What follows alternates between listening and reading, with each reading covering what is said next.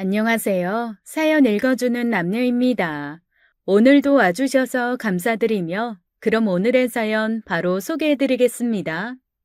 안녕하세요. 전 피아니스트의 꿈을 접고 그림을 그리고 도자기를 빚으며 살아가고 있어요. 30대 중반을 넘어서며 제 인생엔 큰 변화가 있네요. 사실 전 할머니가 될 때까지 피아니스트로 살 줄 알았습니다. 조금도 의심하지 않았던 것 같아요. 어려서부터 피아노를 쳤고 대학까지 전공했는데 이제는 연주자, 지도자의 꿈을 접고 다른 길을 찾고 있네요. 운전을 할 때 내비게이션에서 경로를 이탈했습니다. 이런 말이 나오잖아요. 온실 속의 화초처럼 평탄하던 제 인생도 꼭 그렇게 경로를 이탈하고 말았네요. 전 평생 제가 피아노와 버타고 이걸 업으로 삼으면서 살 줄 알았어요. 마음먹은 일은 꼭 이루면서 어떤 시련도 없이 평화롭게 살 줄 알았습니다. 차라리 철없을 때 고생을 했다면 견디기 쉬웠을까요? 아주 어린 시절에 겪은 시련이라면 크면서 잊혀졌을까요? 견디기 어려운 고통 속에서 전 어렵게 꽃 한 송이를 틔웠습니다. 그 꽃은 제 눈물과 땀, 피로 연글었어요. 혼자선 사귈 수 없는 엄청난 일들을 제 작은 마음에 품고 있긴 어려워 사연을 써봅니다. 한자 한자 써내려가는 마음이 이상하게 떨리네요. 가족 아닌 누군가에게 제 얘기를 해본 적이 언제였나 싶습니다. 제겐 어려서부터 보디가드가 있었어요. 키가 크고 덩치가 좋은 남자가 아니고요. 복선이라는 동생인데요.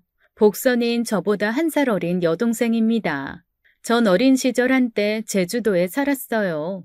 그때 복선이도 만나고 제주도의 삶은 절대로 잊을 수 없는 소중한 추억으로 남아있어요. 저희 집은 제주도에서도 한적한 시골이었습니다. 아버지가 의사셨는데 거기 잠깐 근무하러 가셨고 저와 엄마도 따라간 거였고요. 부모님은 서울에서 나고 자라셨는데 성격이 완전히 정반대였습니다. 아빠가 매사에 느긋했다면 엄마는 늘 조급했어요. 낙천적인 아빠의 성격과 달리 엄만 화를 잘 내셨죠. 아빤 그때 도시 생활에 실증이 나서 일부러 제주도에 간 거였는데 엄만 아주 치를 떠셨어요. 툭하면 서울 서울 노래를 부르셨죠. 그때 전 11살쯤 됐을 거예요. 엄마는 아빠가 출근하시면 친구나 외할머니한테 전화해서 아빠 욕을 하곤 했습니다. 내가 저 인간 때문에 못 산다니까? 아니, 이런 오지의 날 처박아 놓는 게 말이 돼? 여기 뭐가 있어? 맨 돌이랑 바람뿐이지. 백화점도 없고 친구도 못 만난다고. 다시 서울 가고 싶어 미치겠어. 6개월만 버티다 송주랑 나만 서울 갈까? 송주 아빠 진짜 너무 미워. 가끔 엄만 절 떠보는 것 같았죠. 여기 뭐 재밌냐? 엄마랑 둘만 서울 가자. 아빠한테 말해봐라. 저한테 요구하셨지만 전 아빠랑 있는 게 좋았어요. 엄마랑 둘만 서울 집에 있으면 어떨지 뻔했죠. 엄마 뜻대로 제가 움직이지 않으니까 엄만 신경질이 늘어만 갔고 점점 저한테 신경을 안 쓰셨어요. 아빠랑도 사이가 좋지 않았고요. 어린 제 생각에 아빠가 엄마를 달래줬으면 좋겠다 잠깐 생각했지만 어른들 일은 알 수가 없었습니다. 아빠는 아빠대로 엄마의 짜증에 지쳐서 두 분은 사이가 멀어졌죠. 전 서울에서처럼 학원도 안 다니고 학교 끝나면 여기저기 놀러 다녔어요. 엄만 제주도가 맨 돌과 바람뿐이라 싫다고 하셨지만 전 이곳이 좋았습니다. 집에서도 보이는 푸른 바다와 구멍이 숭숭 난 검은 돌, 바람에 이리저리 흔들리는 풀과 꽃들을 보면 시간 가는 줄 몰랐어요. 그리고 한 가지 사실을 알아냈죠. 여기 애들은 학교가 끝나면 저처럼 다 놀러 다닌다는 것을요. 처음엔 여기 애들이 안 껴줬어요. 말도 자기들이랑 다르게 하고 맨날 치마만 입고 다닌다고요. 그런데 복선이 덕분에 친구를 만들 수 있었습니다. 야, 나도 같이 놀자. 넌 저리 가. 서울 애가 뭘 한다고 나서? 서울에서 온 게 무슨 죄냐? 같이 놀자. 나 심심하단 말이야. 나도 껴줘. 동네 애들은 저한테 제주도 사투리를 시켜보며 비웃기 바빴죠. 하지만 복선인 달랐습니다. 저를 놀리지 말라고 하더니 놀이에 껴주더라고요. 한 번도 해보지 못한 놀이도 방법을 자세히 알려주고 못하면 깍두기로 껴줘서 전 결국 그 동네에 완전히 적응할 수 있었습니다. 복선인 저보다 1살 어렸는데도 누가 보면 언니인 줄 알았을 거예요. 키도 크고 통통한 편이었는데 힘도 장사였죠.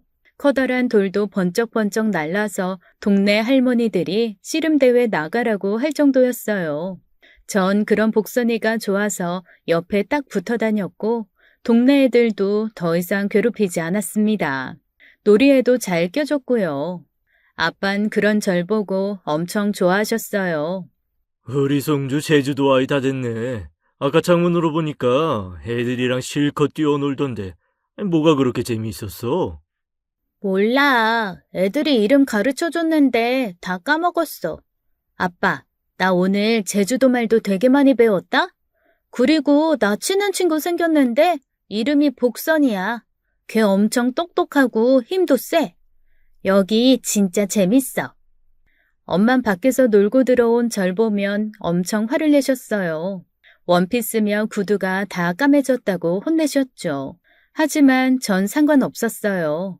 치마는 동네 동생들 다 줘버리고 저도 애들처럼 바지 입고 낡은 운동화 신고 곳곳을 쏘다녔습니다. 여름엔 바다에서 놀고 겨울엔 애들이랑 차가운 칼바람 맞으면서도 집에 들어가지 않았어요. 서울에선 늘 감기를 달고 살았는데 여기선 살도 찌고 얼굴도 타고 아주 튼튼해졌죠. 그리고 1년 뒤에 뜻밖의 일이 벌어졌습니다. 복선이가 저희 집에서 함께 살게 됐어요. 그건 다 복선이의 불행에서 비롯됐죠. 복선이는 같은 동네에 살았고 가정 환경이 좋지 않았습니다. 술만 마시는 아빠와 아픈 엄마 사이에서 컸어요. 그리고 복선이 엄만 병으로 돌아가셨고요. 의사인 저희 아빠가 마지막을 지켜봐 주셨죠. 불행은 그것으로 끝나지 않았습니다. 복선이 아빠는 장례가 끝난 뒤 말도 없이 집을 나갔고 하나밖에 없는 딸은 빈집에 남게 됐죠. 복선이가 엉엉 우는 걸 그때 처음 봤어요. 아빠는 복선이가 안 됐다며 안타까워하셨고 우리 집에서 같이 살자고 하셨습니다. 또 한 번 엄마와 아빠는 크게 다투셨죠. 아니, 당신이 무슨 자선사업가예요? 나는 무슨 죄예요? 다 큰 남의 집 딸 데려다가 키우라고요? 난 못해요. 송주 하나 키우는 것도 버거운데 나보고 어쩌라고. 이럴 거면 난 서울 갈래요. 당신이 송주랑 복선인지 덕선인지 걔 다 키워보라고요. 당신은 동정심이라는 것도 없어? 복선이 송주만큼 어려. 그런 애가 부모를 다 잃었는데 어떻게 외면해? 복선이 엄마가 눈 감으면서 그랬다고. 우리 딸 잘 부탁한다고. 송주도 복선이를 얼마나 좋아하는데 제주도에 있는 동안이라도 우리 집에 있게 하자고. 우리 형편이 어려운 것도 아니잖아. 그래요? 난 몰라요. 당신 고집 안 꺾을 거면 난 서울 갈랍니다. 당신이 저지른 일 혼자 잘 수습해봐요. 엄만 기다렸다는 듯이 다음 날 가방을 싸서 집을 나갔어요. 새벽에 엄만 절 살짝 깨우셨어요. 엄마랑 같이 가지 않겠냐고 했지만 전 고개를 저었습니다. 엄만 기가 막히다고 하시더니 집을 나가셨고요. 막상 엄마가 없다고 생각하니 서럽고 슬프더라고요. 전 엉엉 울었고 아빠는 그런 안고 한숨을 푹푹 쉬셨죠. 그렇게 엄마 없는 집에 복선이가 들어왔고 뜻밖에도 아빠와 전 복선이 덕분에 잘 지낼 수 있었습니다. 어떻게 된 거냐면 복선이가 알고 보니 살림꾼이더라고요. 10살 어린아이가 그동안 집안일을 얼마나 해왔는지 밥도 잘하고 라면도 잘 끓이고 빨래, 청소 못하는 게 없었어요. 엄마 없이 큰일 났다 생각했는데 아빠와 저 모두 깜짝 놀랐죠. 알고 보니 복선인 아픈 엄마 때문에 일찍부터 집안일을 했더라고요. 저한테 쌀 씻는 법이며 빨래하는 법도 다 알려줬습니다. 진짜 신기했어요. 아빠가 퇴근하시면 셋이서 저녁을 만들어 먹었는데 그것도 재미있었습니다. 복선아, 아저씨 음식 솜씨가 좋지 않아서 미안하다. 아니, 근데 이 나물들은 어디서 난 거냐? 처음 보는 젓갈도 있고. 복선인 아빠가 자상하게 물어보면 배시시 웃기만 했죠. 자기 아빠는 거칠고 욕만 했다면서 우리 아빠가 다정하게 말할 때면 얼굴이 빨개졌어요. 복선인 우리 아빠를 이모부라고 불렀는데 한동안은 대답 대신 웃기만 해서 제가 대신 대답을 해줬습니다. 동네 할머니들이 갖다 줬어. 우리 둘이 사이좋게 잘 지내서 예쁘대. 그리고 아빠 맛있게 드시라고 주시는 거래. 밥은 복선이가 했고 계란 후라이는 내가 만들었어. 우리 잘했지? 정말 기특하구나. 둘이 사이좋게 지내는 것도 보기 좋고. 이번 주 토요일엔 아빠랑 제주도 시내 구경 갈래? 복선이랑 너 운동화도 사야 하고. 동네에선 아빠 칭찬이 자자했습니다. 시골 동네 의사 선생님이 가여운 아이도 거둬줬다고 우리한테 인심이 아주 후하셨어요. 그리고 얼마 뒤 우리 집엔 피아노가 생겼죠. 아빤 복선이랑 저 배우라고 집에 피아노 선생님도 불러주셨어요. 일주일에 2번씩 선생님이 오시면 우린 차례대로 레슨을 받게 됐습니다. 그때 전 피아노에 재능이 있다는 걸 알게 됐고요. 복선인 저랑 달리 배우는 게 느렸지만 열심히 노력했죠. 외동으로 태어나 내심 외로웠던 저는 복선이랑 함께여서 너무 좋았어요. 그러나 제주도에서의 생활은 길지 않았습니다. 2년 반 뒤 우린 다시 서울로 가야 했죠. 아빠가 친구로부터 제의를 받아서 서울에 있는 병원에 가시게 된 거였어요. 또 부모님은 언제까지 떨어져 지낼 순 없다고 생각하셨고요.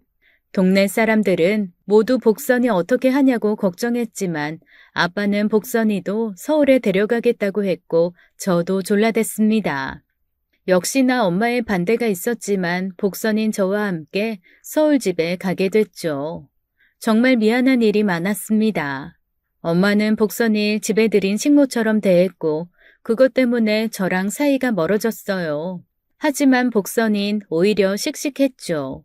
중학교에 가서도 전 피아노 레슨을 받고 공부하는데 복선인 집에 오면 살림부터 했습니다.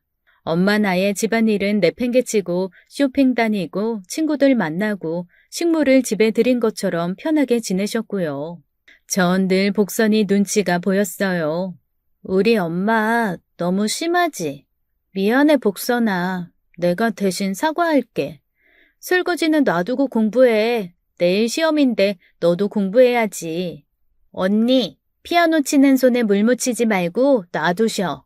입 깎고 금방 하고 들어가면 되지. 솔직히 이모랑 이모부 오갈 데 없는 나 걷어주신 건데 이 정도도 못해? 난 괜찮아. 진짜야. 하지만 도움받는 건 오히려 저였습니다. 전 서울로 와서 한동안 적응이 힘들었어요.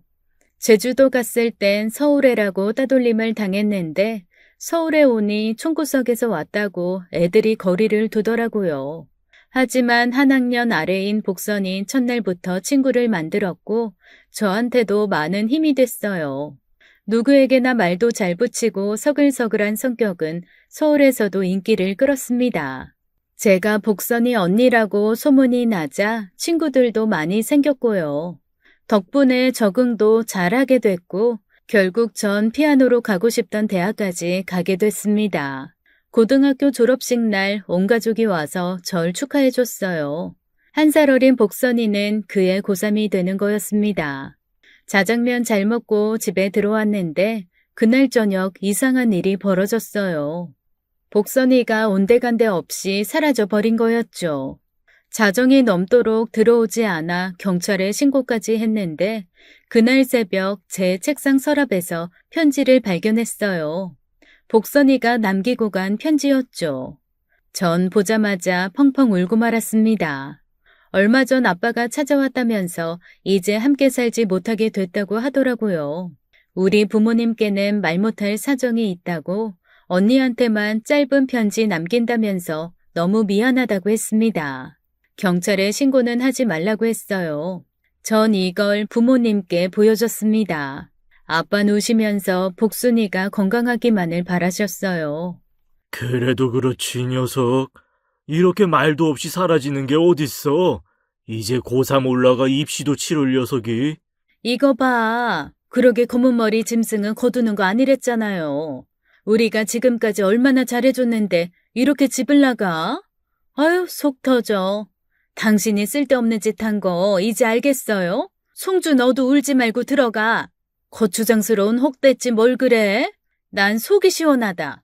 엄마, 무슨 말을 그렇게 해? 솔직히 복선이 있어서 엄마 편했잖아.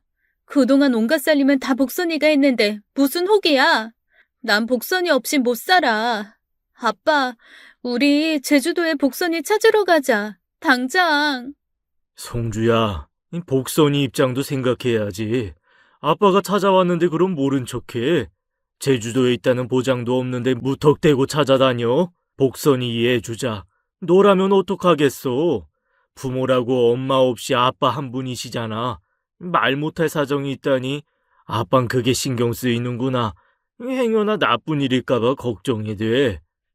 그렇게 전 복선이와 헤어지게 됐습니다. 어떤 작별 인사도 없이요. 전 심한 후유증을 알아야 했어요. 그토록 원하던 대학에 입학했지만 즐겁지도 않았죠. 파란 쪽이 떨어져 나간 것 같았습니다. 복선이가 아끼던 작은 하루방을 늘 가고 다녔던 것 같아요. 그렇게 무려 12년이라는 시간이 지났습니다. 그 사이 많은 변화가 있었어요. 전 피아노 치는 걸 그만두게 됐고 결혼 후 심각한 우울증을 앓게 됐습니다. 원인은 알 수가 없었어요. 피아노 건반을 두드리는 것조차 심한 고통으로 다가왔죠. 무대 공포증은 물론이고 나중에는 피아노를 보는 것조차 힘들어졌습니다. 절망적이었어요. 어렸을 때부터 피아노는 제 전부나 마찬가지였는데 인생이 통째로 흔들리는 느낌이었죠. 더구나 복선이까지 10년이 넘게 연락이 없었고요. 그때 의지할 수 있는 건 부모님과 남편이었습니다. 남편은 저보다 3살 많은 사람이고 저와 캠퍼스 커플이었어요. 음대생인 저와 공대생인 그 사람은 전공은 달라도 비슷한 부분이 많았습니다. 자연 속에서 쉬는 것도 좋아해서 연애할 때도 캠핑도 많이 다녔어요. 제가 졸업하고 피아니스트로 데뷔하는 것부터 레슨하면서 지도자 생활하는 것까지 다 지켜봐준 고마운 사람이죠. 남편도 연애할 때부터 사라진 동생 복선이에 대해 잘 알고 있었어요. 제가 연주 앞두고 긴장될 때 손에 하루방을 쥐고 있으면 묻곤 했습니다. 송주야, 많이 긴장돼? 그 하루방 달아 없어지겠다. 이거 없으면 나 큰일 나. 내가 말했지? 어릴 때 같이 자란 동생이 아끼던 거라고. 이거 손에 쥐고 있으면 이상하게 마음이 편해져. 제가 남자친구랑 결혼할 무렵까지 복선이에겐 아무 연락도 없었습니다. 12년 세월 때문에 추억도 흐려져 가고 있었어요. 전 심한 우울증 때문에 정신과 약 처방도 받게 됐고 그림을 그리는 취미를 갖게 됐습니다. 전에는 그리지 않던 동물을 많이 그리게 되더라고요. 맹수들부터 토끼, 뱀, 곰을 주로 그리다가 가끔은 하늘의 구름, 솜사탕같이 푹신한 것들도 그렸습니다. 때론 도자기도 빚고 글도 쓰면서 심각한 우울증을 이겨내려 노력했어요. 물론 부모님은 걱정이 많으셨습니다. 아빤 절 볼 때마다 눈가에 눈물이 가득했어요. 워낙 다정하신 아빠기도 했지만 그런 표정 지으실 땐 죄책감도 들고 마음이 무거웠습니다. 성주야, 이 그림이랑 도자기가 재밌다니 다행이구나. 이 뭐든 끌리는 게 있으면 즐기도록 해봐. 너무 무리하지 않은 선에서 해보고. 그럴게요, 아빠. 그림 그리고 도자기 빚고 있으면 마음이 편해져. 그동안 피아노밖에 모르고 살았는데 이거라도 재밌으니 정말 다행이야. 내가 그림 볼래요? 이상하게 자꾸 동물 그림 그리고 전엔 관심 없던 걸 자꾸 그리게 돼. 살면서 너무 피아노에만 매달렸나 봐. 세상에 재밌는 게 너무 많은데. 아빠 생각엔 이 복잡한 도시 떠나서 한적한 시골에서 사는 것도 좋을 것 같은데 어때? 너 어릴 때 제주도에 살았던 거 기억나지? 그때는 엄청 튼튼했었어. 김서방이랑 한번 상의해보는 게 어떨까? 아빠의 얘기에 남편은 지방으로 이사 가는 걸 고민하기 시작했습니다. 전 아무래도 좋다고 했어요. 사실 시골에서 지내고 싶었지만 남편 직장 때문에 선뜻 가자고 하기가 어려웠죠. 그때쯤 뜻밖의 사건이 벌어졌습니다. 어느 날 갑자기 복선이가 다시 나타난 거였어요. 아빠 계신 병원에 복선이가 찾아왔고 전 연락을 받자마자 한달음에 병원으로 달려갔습니다. 복선아, 너 정말 복선이 맞아? 언니. 복선인 절 보자마자 말을 잇지 못하고 울기만 했어요. 한참을 부둥켜 안고 울었던 것 같습니다. 그리고 복선인 혼자가 아니었어요. 작은 꼬마아이가 순진한 얼굴로 사탕을 먹고 있었어요. 걔를 보는 순간 가슴이 찌르르 아파왔습니다. 저도 모르게 눈물이 고이고 손이 떨렸죠. 딸이니? 복선이 네 딸? 응, 언니. 맞아, 내 딸. 이제 5살 됐어. 소영아, 인사해. 엄마가 늘 말하던 이모 있지? 피아노 치는 공주 이모. 소영인 절 보며 공주 이모라고 하더라고요. 그 순간 눈물이 왈칵 쏟아졌습니다. 소영인 엄마인 복선이를 꼭 닮아 있었어요. 빵빵한 볼에 귀여운 코, 빨간 입술이 딱 제주도 들판에서 놀던 복선이 얼굴이었죠. 소영이를 보고 있으니 마치 어린 시절로 돌아간 것 같았습니다. 전 그 아이를 안고 엉엉 울었어요. 우리가 떨어져 있던 시간이 얼마나 길었나 실감이 되는 순간이었습니다. 복선이 얼핏 봐도 고생을 많이 한 것 같았어요. 고등학교 때까지 하얗고 통통했던 얼굴은 없고 까맣게 탄 채 삐쩍 말라 있었어요. 복선인 장사를 한다고 하더라고요. 우리 집에 함께 살 땐 체육 선생님이 되고 싶어 했는데 대학에 가지 못했다고 하더라고요. 대신 남편을 만나 장사를 하면서 소영이를 낳았고요. 복선이 아버지는 돌아가신 지 2년 정도 됐다고 했습니다. 애기 아빠는 어딨어? 같이 못 왔어? 애기 아빠는 지금 한국에 없어. 외국인이고 원양어선 타고 있어. 언니, 나 지금까지 부산 살다가 제주도로 간 지 얼마 안 됐어. 정말? 제주도 어디? 옛날 우리가 살았던 동네에서 멀지 않은 곳에 집을 구했다고 하더라고요. 그런데 하나 미심쩍은 게 있었습니다. 소영이 아빠에 대한 얘기가 믿기지 않았어요. 짐작으론 복선이가 미혼모가 아닐까 생각했지만 그걸 입 밖으로 내진 않았습니다. 모녀의 행색도 좋아 보이지 않았고 서울에 잠깐 다니러 왔다는데 거처도 정하지 않은 것 같았어요. 형편이 딱히 좋아 보이진 않았죠. 전 괜찮다는 복선이를 우리 집에 데려왔습니다. 하루라도 자고 가라고 했어요. 남편은 말로만 듣던 복선이를 보고 무척 반가워했습니다. 복선 씨? 송주한테 얘기 많이 들었어요. 고등학교 때까지 친자매처럼 지냈다고요. 그동안 연락이 없다고 송주가 얼마나 슬퍼했는지 몰라요. 저도 연락하고 싶었는데 그럴 수가 없었어요. 송주 언니 결혼식도 못 보고 면목 없네요. 언니, 늦게나마 축하해. 나도 너 결혼하고 아기 낳는 거 못 봤잖아. 면목 없긴 이제라도 만나서 난 너무 좋아. 복선 씨 보니까 송주가 그나마 웃네요. 저희 이제 시골로 이사가요. 가면 자주 놀러 오세요. 송주 건강 때문에 가는 거라 한적한 곳에 꽤 넓은 집을 얻었거든요. 애기랑 오셔서 오래 지내다 가세요. 복선이 말없이 웃기만 했습니다. 그날 밤 전 복선이와 나란히 누웠어요. 그동안 밀린 이야기가 너무 많았죠. 대학 이야기, 남편 만난 이야기, 부모님 어떻게 지내셨는지 얘기하다 보니 잠이 너무 쏟아졌습니다. 우울증 약을 먹으면 그렇게 잠이 오더라고요. 전 복선이한테 미안하다고 얘기 나누고 싶은데 잠이 쏟아진다고 했죠. 복선이는 괜찮다고 얼른 자라면서 이불을 덮어줬습니다. 꼭 어린 시절로 돌아간 것 같았어요. 제주도에서 우리 둘이 한 방에서 잘 때 복선인 자기도 어리면서 늘 제 이부자리를 살펴줬거든요. 전 고맙다고 이제라도 연락해줘서 너무 기쁘다고 앞으로는 어디 가지 말라고 하고 잠이 들었습니다. 잠이 들었던 저는 설핏 잠이 깼어요. 느낌에 한밤중인 것 같았습니다. 가늘게 눈을 뜬 전 복선일 보고 깜짝 놀랐죠. 복선인 절 보면서 눈물을 폭포수같이 쏟고 있었어요. 전 깜짝 놀라 일어났습니다. 복선아, 왜 울어? 왜 그래? 아니야, 언니 깼구나. 내 우는 소리 때문에.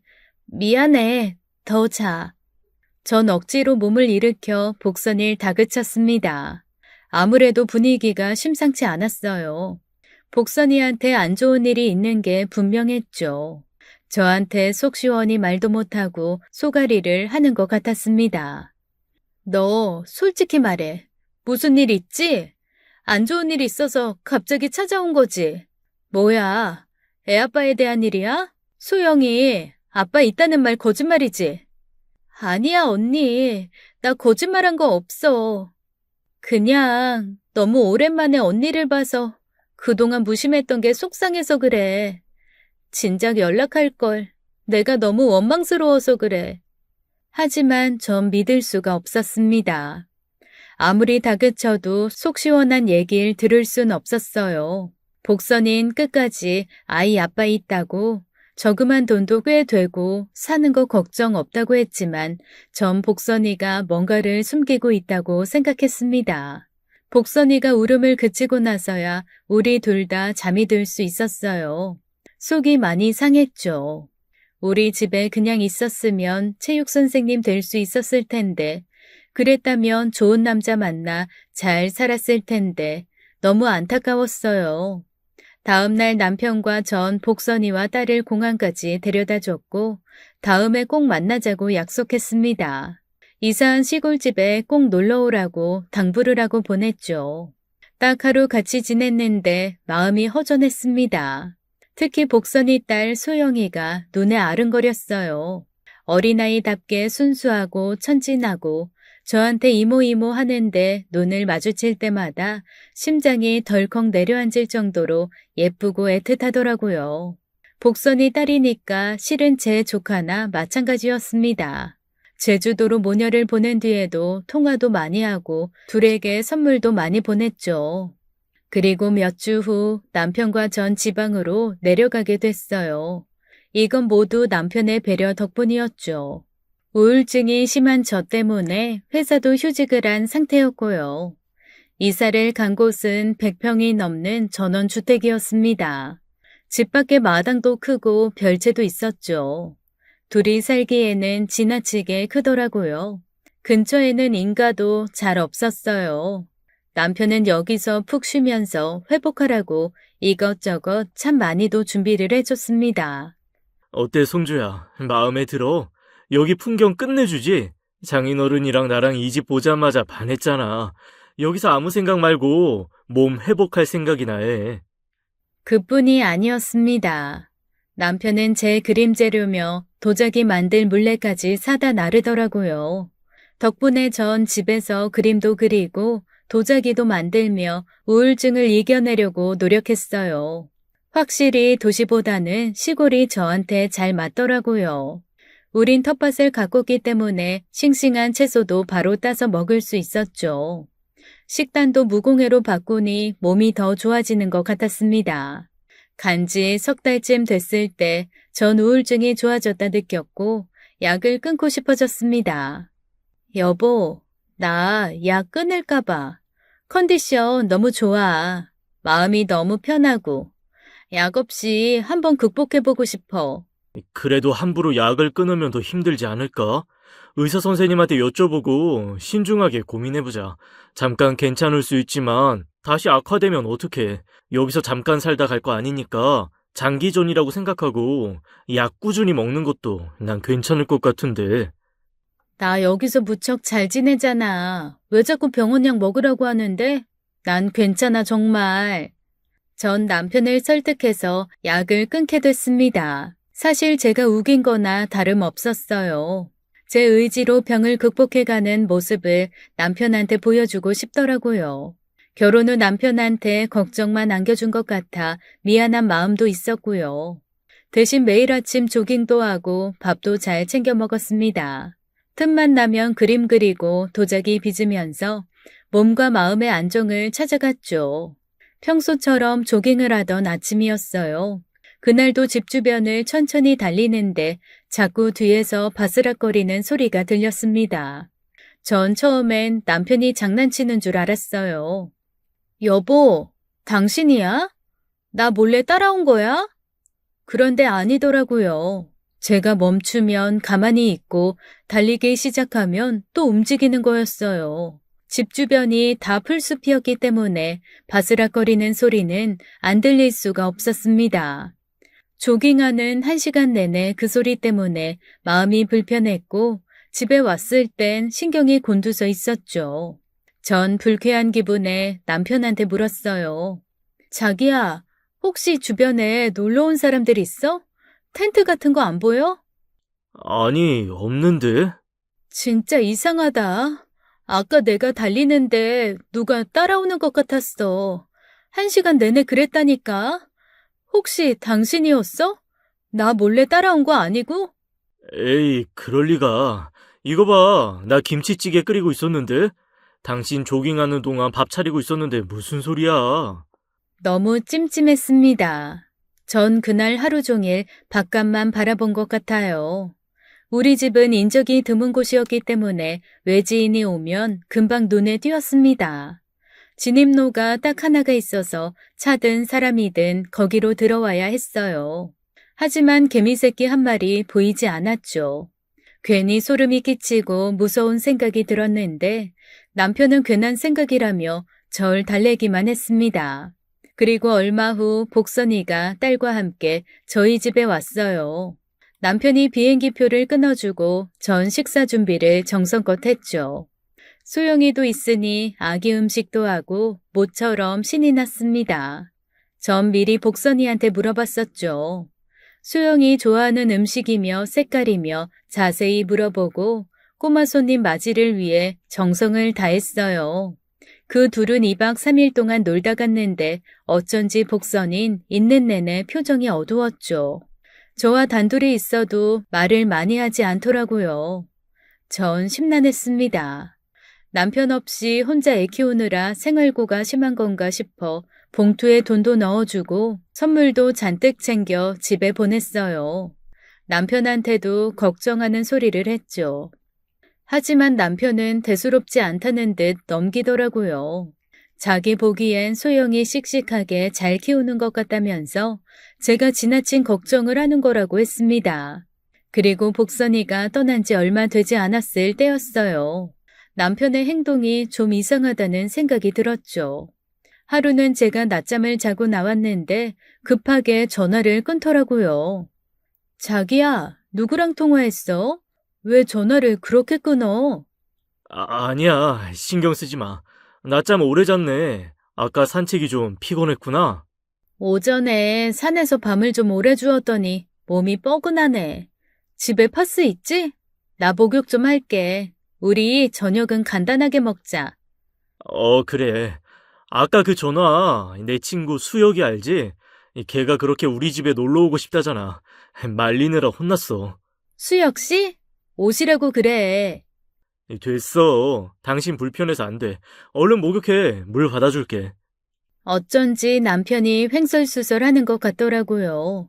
그 이후 남편이 누군가와 통화를 하다가 절 보면 급하게 끊는 행동이 반복됐습니다.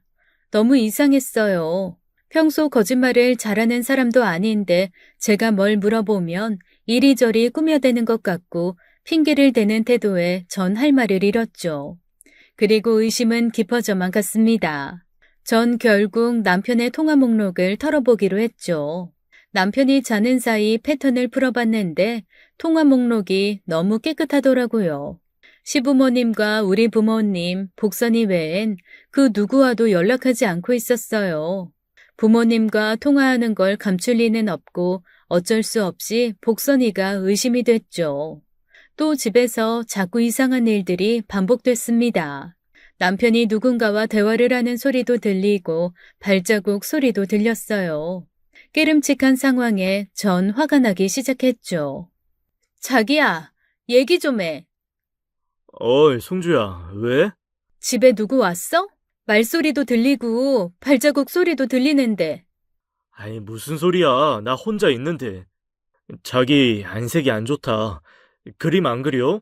요샌 도자기도 통 안 만들고 기분이 별론 거야? 말 돌리지 마. 당신 나한테 숨기는 거 있지? 빨리 말해. 요새 이상한 게 한두 가지가 아니라고. 하지만 남편은 뭐가 이상하냐며 오리발만 내밀었어요. 전 기가 막히고 한편으론 분노가 치밀었습니다. 왜 자꾸 나를 속이려는 건지 이해가 되지 않았죠. 전 집안 구석구석을 뒤지기 시작했어요. 남편이 텃밭에 나가거나 차를 몰고 나가면 혼자 집안 여기저기를 돌아다녔어요. 그러다 이상한 점을 발견했습니다. 2층으로 올라가는 계단 밑에 문이 하나 달렸더라고요. 거긴 커튼으로 가려져 있어 통 몰랐던 장소였죠. 문을 열어보려 했지만 자물쇠로 잠겨 있어서 도통 열 수가 없었습니다. 전 너무 이상했어요. 귀를 대보고 문을 두드려보고 했지만 뭐 하는 곳인지 알 수가 없었죠. 그러다 결론을 냈어요. 바깥으로 통하는 문이거나 저한테 들키고 싶지 않은 남편의 비밀 장소라고 생각하게 됐습니다. 하지만 그 문을 발견했다는 걸 남편한테 말하진 않았어요. 더 확실한 증거가 나올 때까지 기다리려고 했죠. 그리고 어떤 날엔 저도 모르는 손님들이 집에 북적거리는 것 같았습니다. 심지어 마당에선 어린아이가 뛰어다니는 모습을 본 것 같았어요. 전 급하게 마당으로 나가봤지만 썰렁한 마당엔 아무도 없었고 대문도 굳게 닫혀 있었습니다. 분명 이상한 일이 저모르게 일어나고 있었죠. 게다가 통유리 창으로 집을 들여다봤을 때 커튼 뒤에 사람이 있는 것 같았어요. 거기서 남편은 분명 누군가와 이야기를 하고 있었죠. 바람에 실려 대화 나누는 소리가 들려왔습니다. 그런데 목소리가 꼭 여자, 아니 복선이 목소리 같았어요. 온몸에 소름이 돋고 신경이 날카롭게 곤두섰습니다. 남편은 대화를 나누며 웃고 있었고 무척 즐거워 보였어요. 전 얼른 집 안으로 들어갔지만 그들은 이미 사라진 뒤였죠. 전 2층 계단 밑으로 가서 커튼을 확 젖혔습니다. 비밀 통로는 굳게 닫혀 있었어요. 만약 빠져나갔다면 이 방을 통해 나간 게 분명했습니다. 너무 혼란스럽고 미쳐버릴 것만 같았어요. 분명 뭔가 있어. 남편이 나한테 뭔가를 숨기는 게 분명해. 말도 없이 누굴 초대하는 거야. 비밀의 방에 숨겨놓고 둘이 몰래 만나는 거 아니야? 전 복선이가 영 미덥지 않았어요. 가끔 복선이는 절 찾아오곤 했는데 늘 간다는 말도 없이 사라지곤 했거든요. 점점 남편과 복선이 둘의 바람을 확신하게 됐습니다. 남편은 어떤 이유에선지 복선이와 지속적으로 연락하고 있었어요. 그리고 제게 숨기고 있었죠. 배신감에 치가 떨렸습니다. 전 더 이상 견딜 수가 없었어요. 남편이 절 속이고 무슨 짓을 벌이고 있는지 꼭 알아야 했습니다. 이대로 더는 못 살 것 같았어요. 어떤 식으로든 결판을 내야겠다는 생각에 전 흥분했고 남편을 보자마자 멱살을 잡고 흔들었습니다. 나 더 이상은 못 참아. 둘 사이 이미 눈치채고 있었다고. 언제부터야? 복선이랑 그렇고 그런 사이 된 거 언제부터냐고. 나 몰래 내 집에서 둘이 뭐 했어? 내가 모를 줄 아니? 다른 사람도 아니고 당신이 복선이랑 어떻게 그렇게 그런 짓을 벌여? 내 눈 똑바로 봐. 거짓말하지 말고 다 털어놓으라고. 여보, 정신 좀 차려. 그게 다 무슨 말이야? 전 이 집에 비밀 통로 있는 거 다 안다고 그 문으로 둘이 몰래 만나는 거 알고 있다고 절규했어요. 빨리 그 문 열라고 안 그러면 망치로 부숴버리겠다고 했죠. 하지만 남편은 절 말리기만 할 뿐이었습니다. 절대 아니라고 하면서요. 전 억울하고 분해서 미칠 것 같았어요. 전 제가 그린 그림들을 다 찍고 도자기들도 다 깨버렸습니다. 그래도 속이 시원하지 않았어요. 제 난동은 하루 넘게 계속됐고 남편이 연락을 했는지 부모님이 집에 내려오셨습니다. 송주야, 이거 사. 왜 이래? 착한 김서방이 무슨 바람을 핀다고 이 난리야, 난리가. 난리? 엄마라면 가만히 있겠어? 복선이랑 저 사람 둘이 눈 맞았어. 나 몰래 이 집에서 바람 피우고 있었다고. 복선이 데려와. 당장 삼자 대면하자고. 전 복선이 데려오라고 난리를 쳤습니다. 하지만 모두 제 말을 믿지 않았어요. 전 2층 계단 밑에 있는 방문을 가리키며 끈질기게 남편을 추궁했습니다. 제가 망치로 방문을 부수려고 하니까 남편이 울면서 소리쳤어요. 송주야, 지호 엄마, 언제까지 이럴 거야? 제발 정신 좀 차려. 그래, 그 방문 열어봐. 거기 뭐가 있는지 당신이 문 열어보라고. 나도 더 이상 못 견디겠다. 당신 눈으로 확인해. 그래, 진짜 그렇게 나올 것이지. 둘이 바람 피운 거 이제 오리발도 못 내밀겠다 이거지? 좋아, 이 방문 열고 우리도 끝내자. 엄마, 아빠, 두 분도 똑똑히 봐두세요. 사위가 어떤 인간인지 똑똑히 보시라고요. 하지만 엄만 절 필사적으로 말렸습니다. 안 된다고 보지 말라고 하셨어요. 전 어디서 그런 힘이 나왔는지 엄마를 뿌리치고 그 방문을 망치로 부쉈습니다. 그리고 곧 가슴 찢어지는 광경을 맞닥뜨리게 됐어요. 부서진 방문 앞에서 전 망치를 떨어뜨리고 주저앉았습니다. 그동안 까맣게 잊고 있었던 기억이 한꺼번에 떠올라 절 뒤흔들고 말았죠. 전 넋이 나간 듯 앉아있다가 오열하기 시작했습니다. 그러다 까무러쳤어요. 제가 의심한 모든 건 사실이 아니었습니다. 조깅할 때 누가 쫓아온다는 것도 남편과 복선이의 바람도 사실이 아니었어요. 심지어 남편은 통화도 자주 하지 않았습니다. 그 모든 장면은 온통 머릿속에서 지어낸 거짓이었어요. 전 지독한 병을 앓고 있었죠. 환청과 환각이 들리는 조현병을 앓고 있었던 거였어요. 제가 먹던 약은 우울증을 치료하는 약이 아니었고 조현병을 치료하는 약이었습니다. 전 아이를 잃어버린 엄마입니다. 우리 지호는 6살 때 제 곁을 떠났어요. 놀러간 곳에서 익사사고로 세상을 떠났죠. 제 손으로 싼 꼬마 김밥을 먹지도 못하고 엄마도 아빠도 없는 곳에서 한순간에 숨이 멎었습니다. 자물쇠로 잠가놓은 그곳은 이상한 밀실이 아니라 너무 고통스러워 통째로 잃어버린 기억, 제 아들 지호에 대한 소중한 추억들을 모아놓은 곳이었어요. 여보 송주야, 정신 차려, 송주야. 장인어른 어떡하면 좋아요? 송주 좀 살려주세요. 멀어져가는 의식 사이로 남편의 절규가 들렸고 의사인 아빠가 제게 조치를 취하는 게 느껴졌습니다. 손끝 발끝까지 고통이 느껴졌어요. 제가 목숨보다 사랑하는 아기 지호, 6살 내 아들 지호의 죽음이 실감이 나기 시작했죠. 비밀의 그 방엔 아기 때부터의 지호 물건들이 있었어요.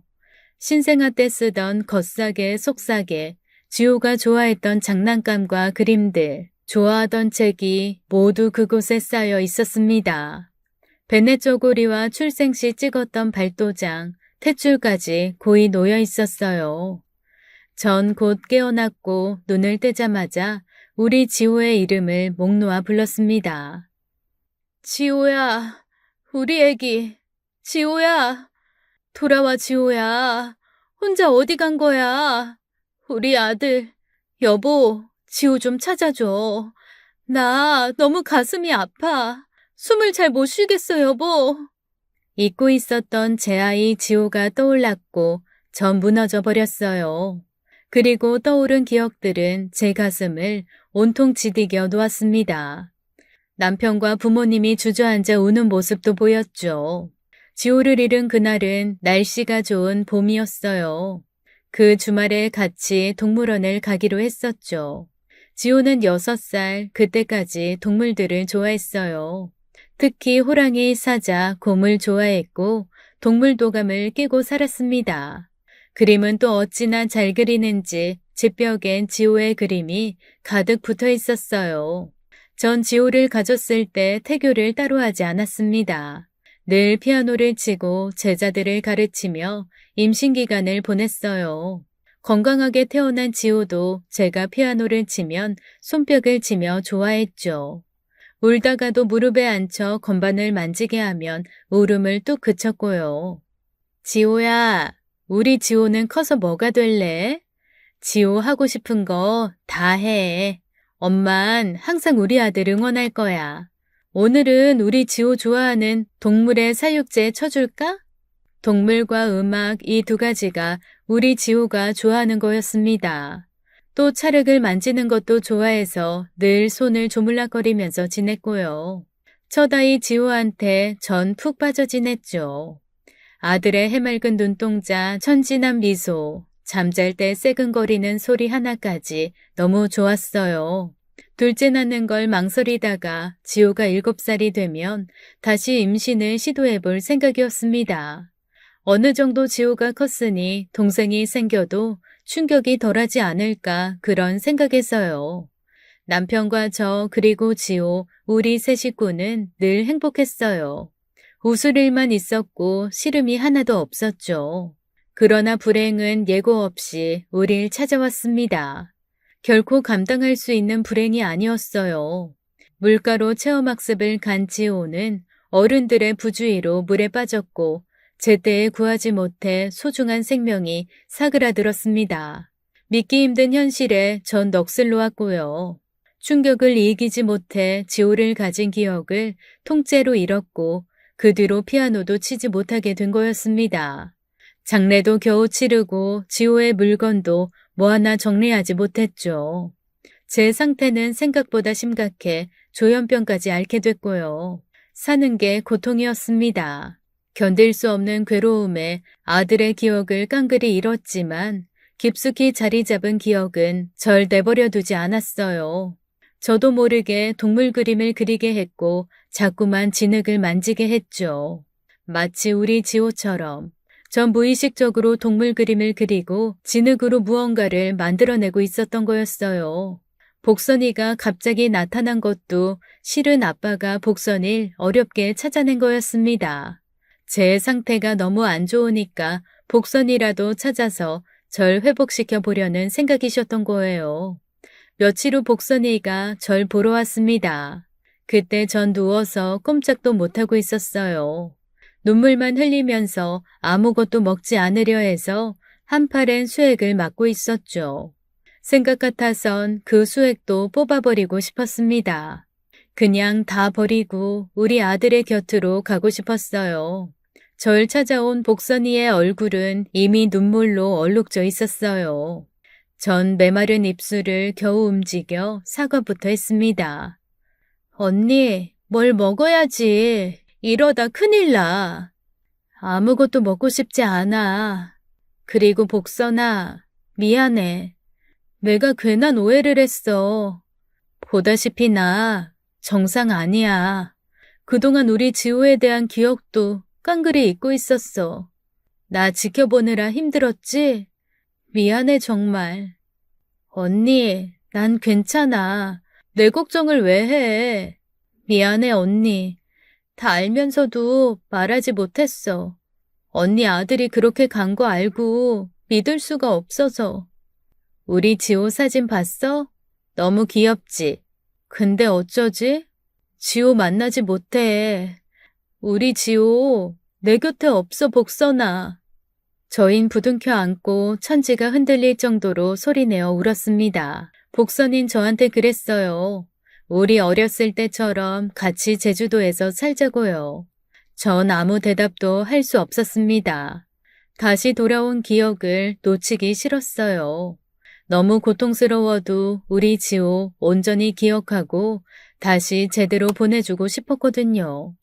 제가 이대로 또 기억을 잃으면 남편과 부모님, 복선이까지 힘들 게 뻔했으니까요. 전 다시 약을 먹기 시작했고 그제야 현실을 받아들이기 시작했어요. 또 하나 지호의 죽음을 온전히 받아들이기로 했습니다. 안 그럼 또 기억을 잃을 수도 있었어요.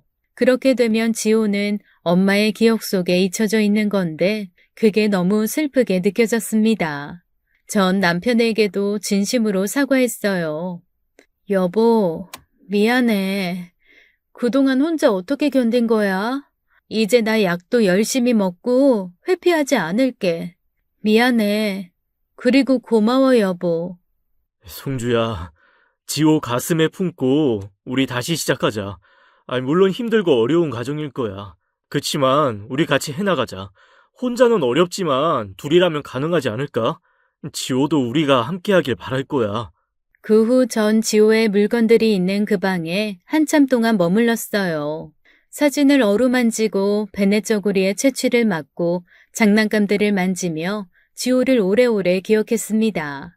어쩌면 기억들은 어제처럼 생생한지 지금도 지호야 하고 부르면 어디선가 아들이 달려나올 것 같았어요. 바람에 흔들리던 아이의 부드러운 머리카락, 맑기만 한 눈동자, 앙증맞았던 입술까지 눈앞에 그릴 수 있었죠. 하지만 받아들여야 할 현실은 참 가혹했어요. 전 아들을 가슴에 묻기로 했고 꺾인 두 무릎을 억지로 펴야 했습니다. 전 지호의 물건을 하나하나 정리하기 시작했어요. 어떤 건 사진을 찍어놓고 어떤 건 태워서 아이에게 보냈죠. 아주 오랜 시간이 걸렸지만 전 끝까지 해냈고 결국 그 방을 말끔히 정리할 수 있었어요. 그리고 다시 그림도 그리고 도자기도 빚기 시작했습니다. 사랑스럽던 지호를 떠올리며 작업을 하니까 조금씩 마음이 안정되는 게 느껴졌어요. 남편도 그런 저를 보며 안심하는 눈치였습니다.